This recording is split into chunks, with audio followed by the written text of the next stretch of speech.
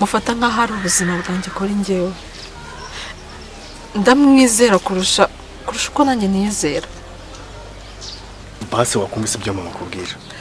Niba uwo muntu ufite ataramukunze kuki washaka gusebya famiye yawe? Manzi mubwire bwira ikigoryi kinda gushaka kunyumva ngewe. Waramwihebeye uramukunda cyane. Ese Manzi mwacaka.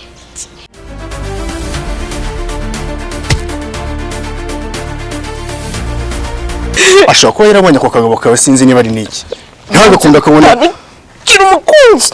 Ko kagabo kawe nagace. Sindakabona ariko ukuntu Mary yagasobanurira ashobora kuba arakabwa wallahi nakabwa nayo ndakareka mbyemeze.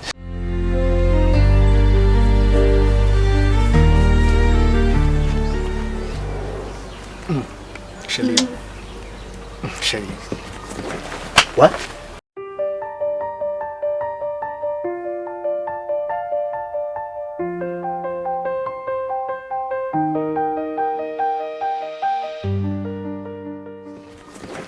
What? Mani warasaze? Ubaye ikize? Wowe urifatwa nsoma. Ese ko wikanze uko wajya ngusomesheje inzembe? Wa mukobwa uba muzima. Uransoma ngenzeranye nawe. Nkundana nawe. Ariko se Manzi ubona ndi umukobwa mubi. Ku buryo umuntu wese wakubona nyine turi gusomana byaba ari ikibazo. Tugasomana mu ruhe rwego se? Sinziranye nawe. Sindi inshuti yawe uraje gusura ansomye. Ayo ni amakosa ntabwo ari byiza. Sinkunda umuntu umenye. Ntabwo twakundana. Ngiye nkundana nawe. Nise ndi mubi. Umuntu nkundana nawe uramuzi. Nta nubwo wagatinyutse kuza ukansoma. Ahubwo se nkuba tubonye byagenda bite? Nise hari birenze. Ariko ibintu uri gukora urabisi cyangwa? Ahubwo urikanze ngira ngo ndakunise. Nyine nari nzi ko Shira wasagira kengize. ko mbone wabigize simple ari ibintu byoroshye ariko. Je nabirenze. Nundi munsi ntuzogere kumenyera. Ntago ari byiza sinkundana nawe ntugapfe gusoma abantu mutaziranye. Please. Niba ahubwo arahari. Ibyo wibimbaza turi kuganira nje nawe. Arahari ntago ahari. Umva nyire nkubwire. Ase kuri kumunga. Uziko yagwe. Se kuki warakaye man. Ufite ikihe kibazo? Nta na gito. Shere wanjye ntago umuzi. Ahubwo nyine icara nze tukane. Icara tukane. Niba hari mubwire ko mushaka nta kintu ngangira nawe ntimugakabe. Ntimukipase mirebe. Nise ndi kwipasa muri. Ariko nyine ndi kukubaza ndi umukobwa mubi. Nyine ndeba ubimbwira umbwira ati uri mubi rwose sinana. Wazihe nzu wasinze cyangwa? Nanzo. Ese nyiretana nawe? Ako twanateretana. Sakagara. Niba hari mubwire ko mushaka nge nta kintu mpanga nawe. Kandi nanjye nakubwiye ngo ndi kuganira nawe sheri. Hakuze wo calm down. Wibigira ibintu byadangereka. Ariko se bite byawe mwana. Ndaho uri kumenyera cyane. Wahasaze.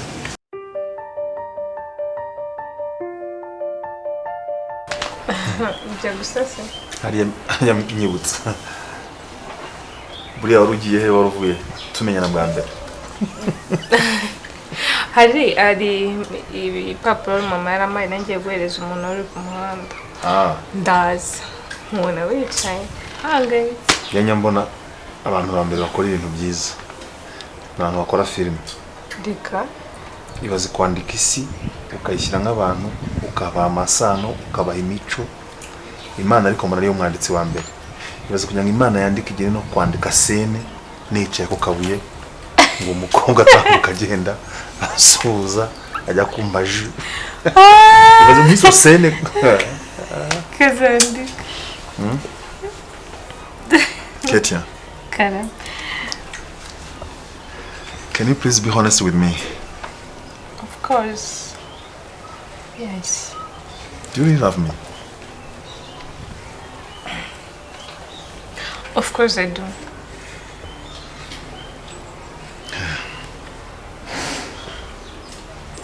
Not only now, forever. Byatangiye numva ari ukumenyana bisanzwe kuko hari muri kiriya gihe ndetse ntabwo numva ko ndi capable kuba nabasha gukunda cyangwa kundwa numvaga ngomba kuguma mu buzima bwanjye n'ahahise hanjye nta n'ikintu cyiza numvaga napangira gukorera mwene muntu ko numvaga mwene muntu wese yaranyagisha ndabonaga umuntu wese nkamubona nk'abantu babi sinzi icyo wakoze and thank you so much. Icyabaye cyose n'uwo wagikoze ko sinzi nanjye uko byaje especially kuri munsi wa mbere nakubonye wari wicaye hariya for sure ntakubeshya. I was depressed, I was angry, tired. Ntabwo nzi impamvu wakunze muri uriya situation but alhamdulillah buriya niryo ryari igeno ry'Imana and that was the script written by the Almighty God that one day tuzahura.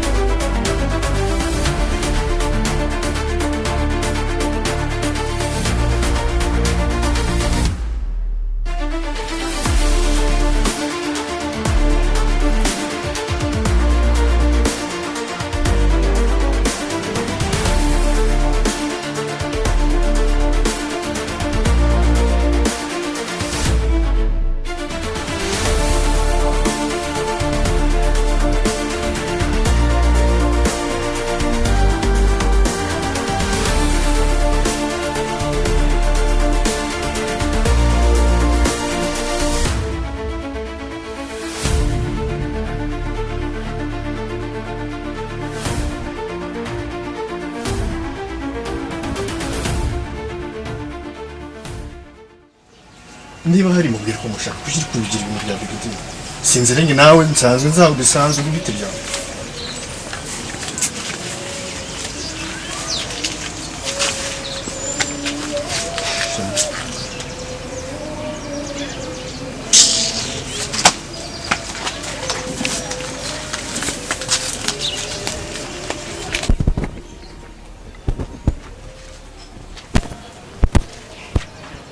nta kintu cyabaye nuko usanze turi nyine umbabarire. Mama sakoze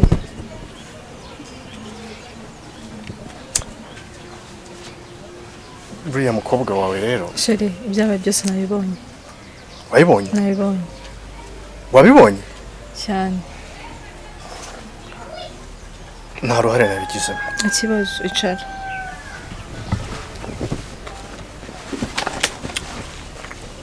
none se birisere wabibonye?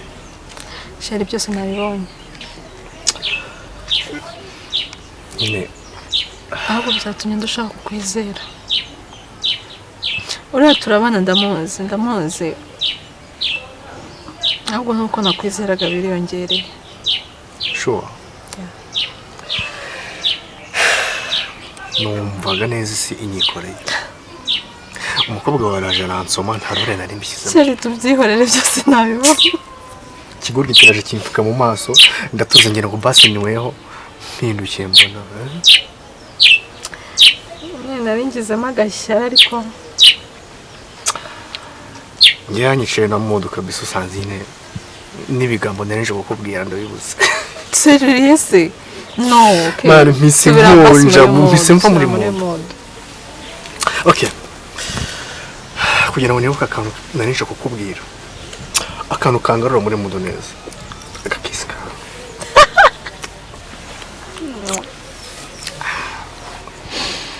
nako kuganga basi gatetse gakawe no nawe kanyishura okay ko njye unyiteje nashyira santara ya no gashyire aho ushaka sindi wawe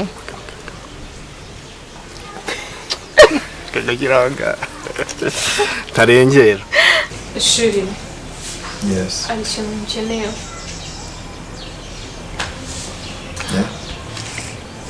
nkeneye ko wizera ko umukunda kandi n'umutima wawe wose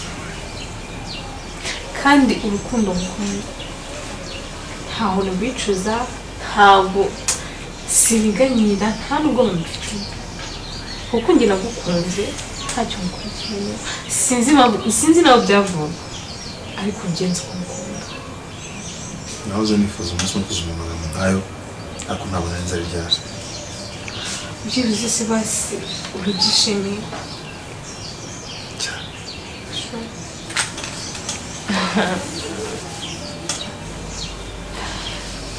nanjye ndagukunda ndagukunda ndetse cyane sure very sure you really love me I do a lot mbwira ikibazo mbwira impamvu ubuzima bwawe bumeze gutya again nkunda sibyo I really don't like to talk about my past kuko iri tricky iri fiji oh my goodness celebrity singazo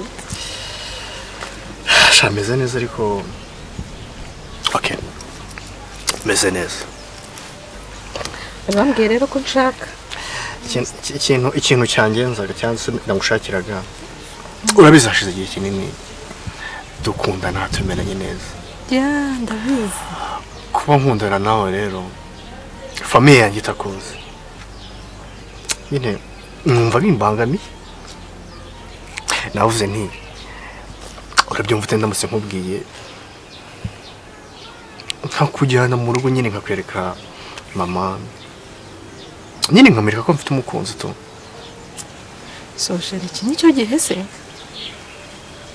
njyewe ndumva nta kibazo none se uri sheri wanjye ndagukunda cyane urabizi so ntabwo uri urumogi ngo nguhishe dukundane mu ibanga cyangwa ibinini bya sida ngomba kukwerekana kuba proud yawe yes ndabyumva ariko se mama wawe ntago azanyanga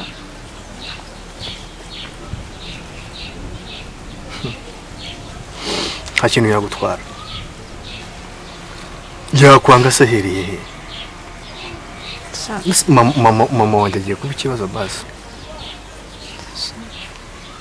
okay kucitse intege se basi uramuzi oya ntago muzi mama wanjye ntago muzi ndagusabye tuzagende basi mu kwere ibintu byo kukwanga byo kugira gutebije bite okay njye mbona abandi bakobwa iyo babwiye kumujyana iwabo ukamwerekana biba ari ibintu byiza baranabyishimira so sinzi impamvu mbona wowe biguteye ikibazo basi cyane ndabyemeye Ketia ubuzima bumatinze kujya mu rukundo ntabwo ushaka genda umwana muto I remember navuye ku ishuri umushoferi wantwaraga ageza ku irembo akimara guhindukira nahise mbona urugo rwacu rwabayatake umushoferi akimara guhindukira ndi kwinjira ku ipota nahise mbona abantu benshi bazengurutse mu rupangu ndasanzwe mbona mu rugo ako kanya numva papa ari gutaka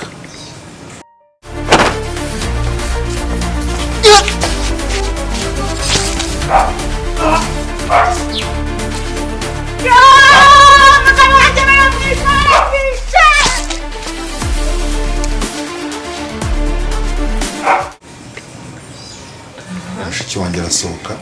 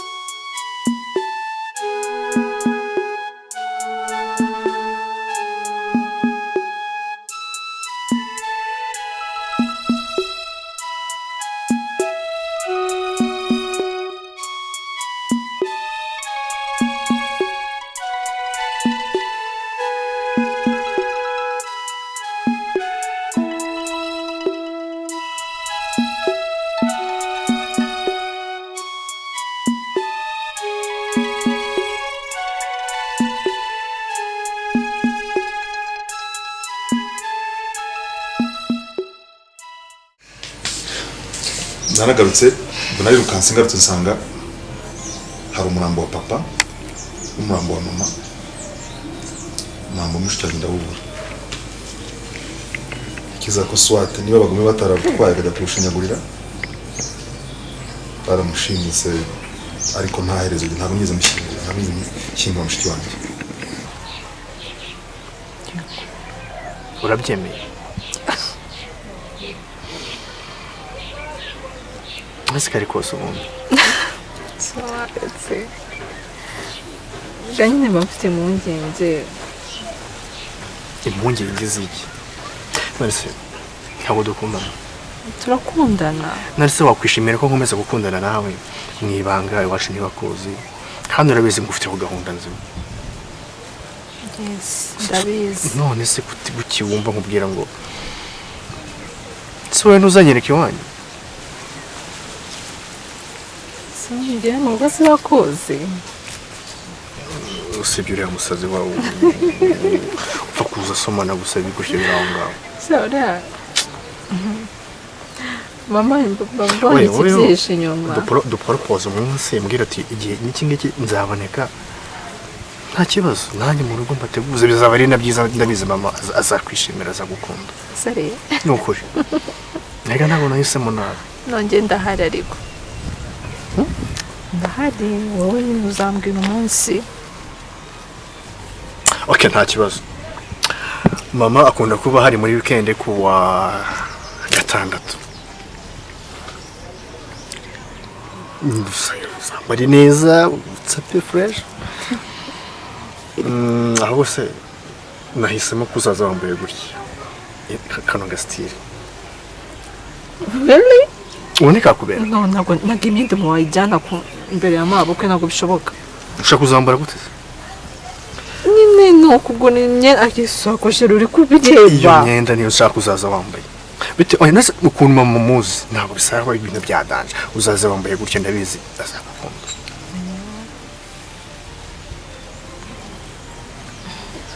Okay.